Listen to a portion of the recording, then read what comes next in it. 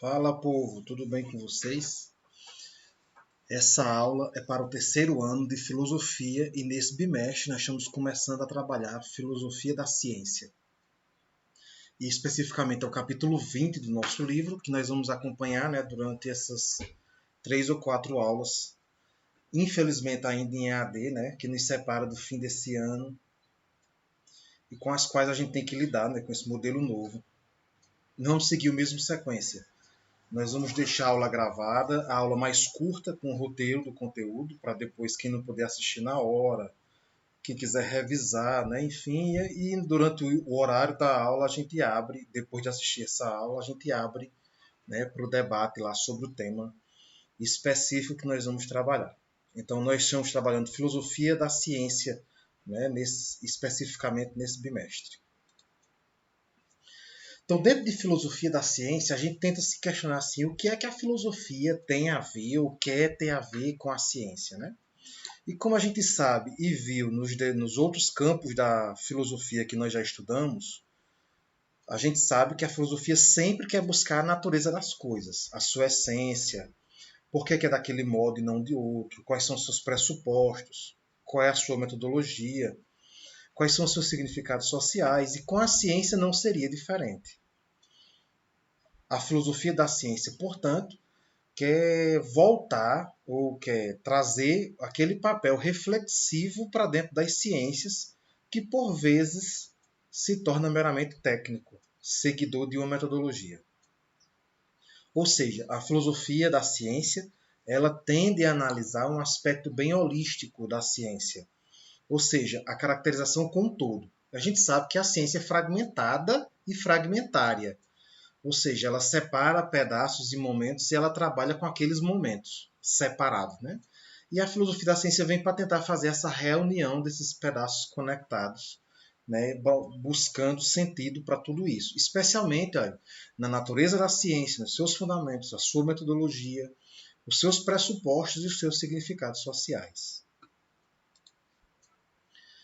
Antes de tudo, é bom estabelecer, e o nosso livro também já traz isso muito claramente, qual é o papel, qual a função e qual o objetivo que a ciência possui. Esses são os pressupostos e os fundamentos da ciência.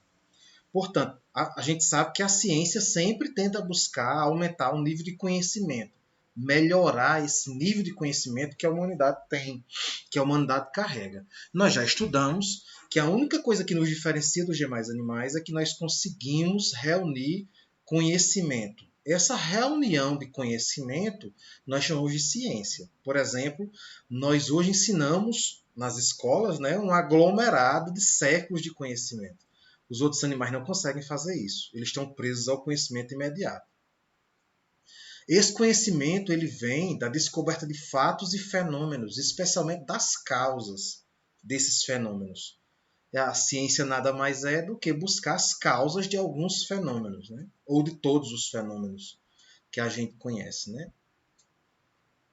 E, portanto, a filosofia da ciência e a ciência em si tende a estabelecer um certo tipo de controle sobre a natureza, ou pelo menos um certo tipo de entendimento sobre a natureza, sobre o que acontece na natureza. E aí, quanto mais nós sabemos o que acontece com a natureza, menos nós acreditamos, nós temos crenças em efeitos extraordinários, digamos assim.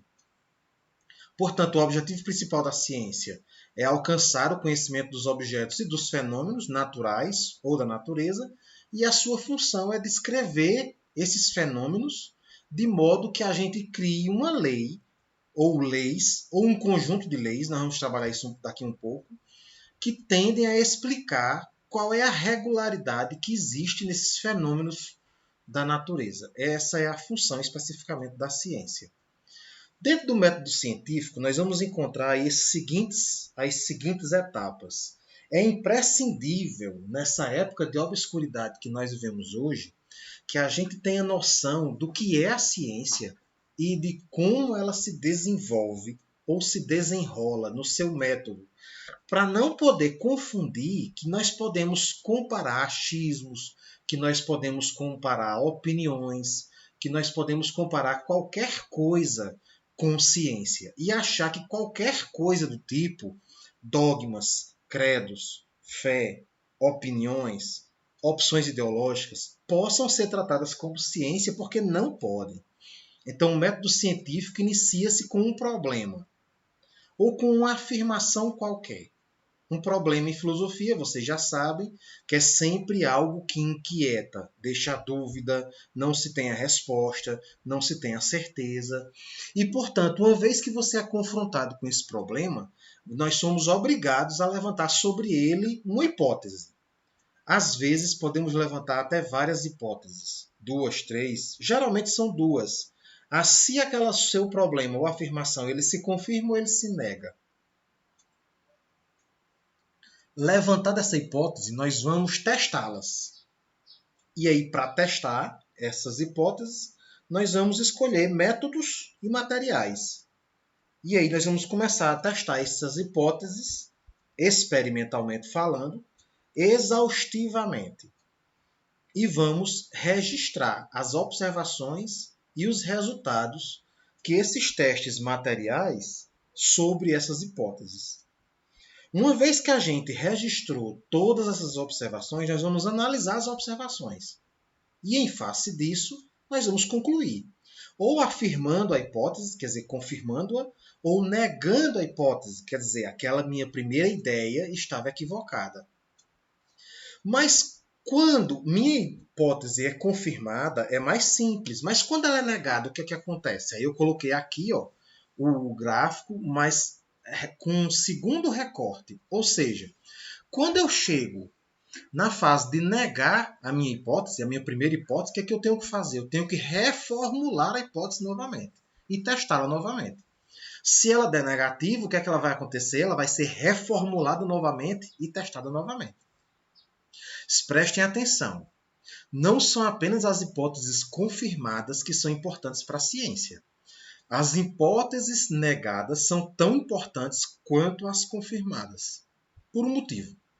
Se você já fez um experimento, por exemplo, a professora Giliara trabalhou há alguns anos com a plantação de cogumelos comestíveis.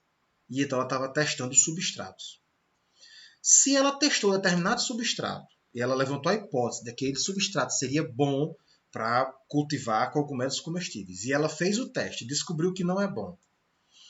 Alguém, depois de um segundo estudo, refazendo o teste, também permaneceu com a hipótese de que aquele não é bom.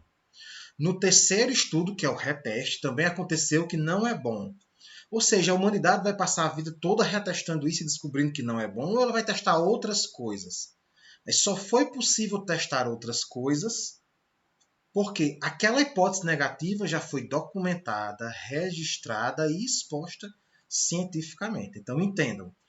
Se é bom confirmar as hipóteses, no sentido do progresso da ciência, negar as hipóteses também é bom, no sentido de que a ciência não vai cometer mais aquele mesmo erro, porque ele já foi testado e retestado. Essa ideia de teste e reteste nós vamos discutir um pouco mais à frente. Então aqui tem um gráfico mais intuitivo. Você faz uma pergunta, tá? Aqui. Você faz uma pergunta, depois você pesquisa sobre o assunto, você formula uma hipótese, você testa a hipótese, você analisa os resultados.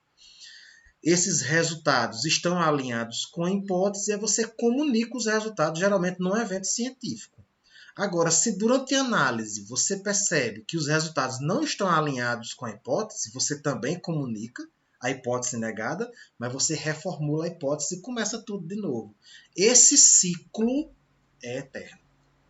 Esse ciclo ele não se acaba. Para a ciência, nunca. Esse é o ciclo para o qual a ciência está aprisionada para o resto de sua existência. Não há ciência sem esse ciclo. É importante que a gente frise isso muito claro.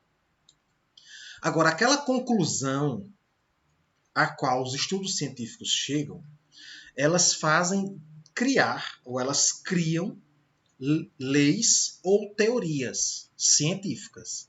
E aí tenham cuidado. A gente fala assim, uma teoria científica, muita gente acha que uma teoria científica é uma formulação da cabeça dos cientistas sem nenhuma comprovação, porque estão embasadas naquela velha dicotomia de teoria e prática. Só que para a ciência isso não é assim. Uma teoria científica é algo não só comprovado, como algo não só provado, como algo comprovado. Aliás, só se torna teoria científica se aquele conjunto de leis que enquadram a teoria forem comprovados. Então a gente fala assim, teoria da evolução das espécies, teoria do Big Bang. Não é ideia que está na cabeça dos cientistas e não é comprovado. Nesse sentido, não é teoria o criacionismo. O criacionismo não é teoria, não tem comprovação. O criacionismo não é ciência. E eu volto a dizer a vocês, é por isso que eu me oponho à ideia de começar a biologia confrontando criacionismo com evolucionismo como se elas fossem teorias científicas. Ora, a escola não está para ensinar religião. Criacionismo é uma explicação, é um dogma de fé. Deve ser ensinado nas igrejas, as escolas dominicais das igrejas protestantes e na catequese da Igreja Católica. A escola é para ensinar ciência. Esse ensino médio, durante muito tempo, foi chamado de ensino científico. Quando eu fiz, era científico. Por que científico? Porque ensina ciência. Então, o criacionismo não é uma teoria. O criacionismo é um dogma. O evolucionismo é uma teoria. Portanto, aqui tem um quadro, aqui eu sempre erro, né? Aqui tem um quadro que ensina melhor, explica melhor, deixa mais claro qual a diferença. Bem, nós já falamos sobre hipótese. A hipótese, sim, é algo formulado na cabeça do cientista que ele vai testar. Ele já tem uma série de leituras prévias e ele, em hipótese, ele trabalha com aquelas alternativas. Vai ser do teste, não vai ser da cabeça do cientista, vai ser dos testes que ele executa, que vai ser possível tirar dali quais são as leis ou a teoria com a qual aquela hipótese confirmada vai poder se encaixar. Então nós temos aqui as leis que são menores, são menos abrangentes, e o conjunto de leis que formulam uma teoria. Portanto, o que será que aconteceu ou como, por que aconteceu? Isso é a primeira pergunta, né? Então, o que aconteceu? Se esta é uma relação lógica comprovada entre duas ou mais coisas, ou seja, há uma regularidade nos fenômenos que me mostra que aquela regularidade é causal e não casual. Quem pagou metafísica ano passado, quem estudou sabe a diferença, né? Que casual é que gera casualidade e causal é que gera causalidade. A ciência está preocupada na causa, né? Portanto, é a relação de causalidade e não de casualidade. Se tem uma relação de causalidade, de causa e efeito, portanto, nós temos uma lei. Aquela lei foi observada da regularidade dos fenômenos naturais. Veja bem, agora, se essa explicação é apoiada por evidências, se é baseada em um amplo conjunto de dados, em várias circunstâncias, se tem sido provada através de diferentes experimentos, várias e várias vezes, e é geralmente aceita pela comunidade científica, e se apenas confirmando não é sobre unicórnios, ou seja, essas leis elas se complementam, aí nós temos uma teoria. Vejam que todo o estudo da física, da química, embora nós conheçamos alguns químicos que negam a ciência, da biologia, essas leis químicas, físicas e biológicas e matemáticas, elas nos levam às teorias, que conglomeram esse conjunto de ciências, tendo em comum a relação causal que há na natureza, observada pela experimentação. Então, deu para entender a diferença? Acho que dá para entender a diferença. A lei científica é uma hipótese cuja validade foi comprovada. A teoria científica é um conjunto de leis, né, tá aqui abaixo, que explicam um determinado fenômeno ou um grupo de fenômenos. Quais são os seus requisitos gerais? Seus requisitos, eles são gerais, válidos, universalmente, ou pelo menos dentro da matéria que nós estamos testando. Por que eu digo isso? Porque é possível que exista um outro universo, olha, é possível, hipótese. É possível que exista um outro universo feito de outra matéria que não a nossa. Mas se existir outros universos feitos com a mesma matéria que a nossa, eles vão seguir as mesmas regras. Então, tem que ser gerais, tem que ser comprovadas e matematizadas, reduzidas a cálculo. Haja visto, a gente já viu isso também, que a matemática é a linguagem universal. A gente não tem para onde correr da matemática, né? O que é, portanto, uma teoria científica? E aqui eu utilizo o exemplo da evolução. A evolução é só uma teoria, diz o Abigobal, né? Eu não vou nem utilizar o nome do conjunto político que adota esse discurso aí, para depois ninguém dizer que eu estou fazendo politicagem. Mas, enfim. Muita gente pensa que uma teoria é só uma hipótese, uma crença, algo que não foi ainda comprovado com 100% de certeza. Isso é teoria? Não. De jeito nenhum isso não é teoria. Na ciência, uma teoria é uma moldura de trabalho. Em linguagem computacional, a gente chama de framework, que explica fenômenos de forma concisa, coerente, sistemática, preditiva, quer dizer, que podem ser preditas, que podem ser explicadas, que geram causalidade. Então, se começa com a hipótese, ela é testada. Existem tantas outras evidências que, portanto, aquela hipótese é considerada válida. Portanto, quando alguém diz a evolução é só uma teoria, tem razão. É realmente uma teoria. Mas uma teoria muito bem comprovada. Porque para a ciência considerar algo como teoria, aquilo tem que ser provado. Portanto, não existe teorias científicas não provadas. Mas, a ciência sempre tem um mais, né? Há aí um problema. A ciência só progride de acordo com a quantidade dos instrumentos que ela tem à sua disposição. Vamos lembrar do heliocentrismo de Ptolomeu e do geocentrismo de Ptolomeu e do heliocentrismo de Copérnico. Ptolomeu não errou porque quis, porque era safado, porque era burro. Não. Ptolomeu só errou porque ele não tinha mecanismos, instrumentos para acertar. Já Copérnico tinha instrumentos para acertar. Então, o que faz as teorias científicas nunca serem absolutas? Nas próximas aulas, nós vamos trabalhar os critérios de validade e de nulidade das ciências, assim como os paradigmas científicos. O que faz a ciência evoluir em paradigmas? Ora, em um dado momento, aceitando uma tese, ora, em outro momento, negando aquela tese. São os seus dados, são os seus métodos. Em suma, são os instrumentos que ela dispõe para explicar aquilo. Quanto menos instrumentos, mais resumido, menos amplificado vai ser sua conclusão. Quanto mais instrumentos tiver à disposição, mais amplificada é a sua conclusão, portanto, mais universalmente válida. A ciência propõe-se, portanto, a atingir conhecimentos que se dizem precisos, coerentes e abrangentes, mas ela pode ser refutada. Porque se você tem outros instrumentos, você consegue estudar mais. É nesse sentido que é imprescindível que o trabalho da ciência seja fomentado sempre com o que há de melhor. É óbvio que aquela universidade que trabalha com menos laboratórios, ela deposita menos patentes e ela descobre menos coisas relevantes. A universidade que trabalha com mais laboratórios, ela consequentemente tem um peso científico maior. Nesse sentido, nós não podemos comparar as universidades que recentemente têm passado por um processo de sucateamento com aquelas que já têm uma expertise de décadas.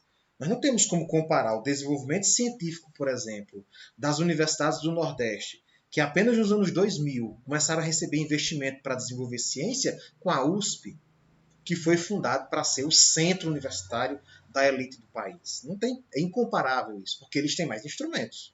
Nós temos menos instrumentos. Portanto, a ciência ela é transitória na medida dos instrumentos que ela tem para estudar e para analisar.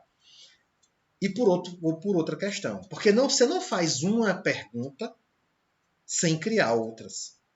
Ora, nós estamos estudando filosofia já há 3 anos. Vocês já perceberam isso, né? Nós não fazemos uma pergunta sem criar outras tantas. Por que a ciência também é transitória? Porque herdando essa curiosidade da filosofia, ela sempre vai fazer outras perguntas ao passo que responde alguma. E nós vimos também que a função da ciência é responder, enquanto a da filosofia é perguntar. Só que quando a ciência pergunta algo, há outras 10 perguntas sobre aquele algo. E, portanto, isso, somado à evolução dos instrumentos e dos métodos, fazem com que a ciência nunca seja a mesma. Portanto, ela é transitória, ela não dá resposta em absoluto. E me parece que, como conclusão dessa aula, nós chegamos à conclusão de que não há um conhecimento absoluto. Todos os conhecimentos são transitórios. Um abraço, pessoal. Dúvidas a gente tira agora, né? Agora no debate da aula, que segue a esta aula gravada. Quem quiser depois assistir para tirar as dúvidas, isso aí está no livro, na primeira parte do livro, no Google Sala de Aula, vocês têm a paginação de todas as aulas. Um abraço, se cuidem e até mais.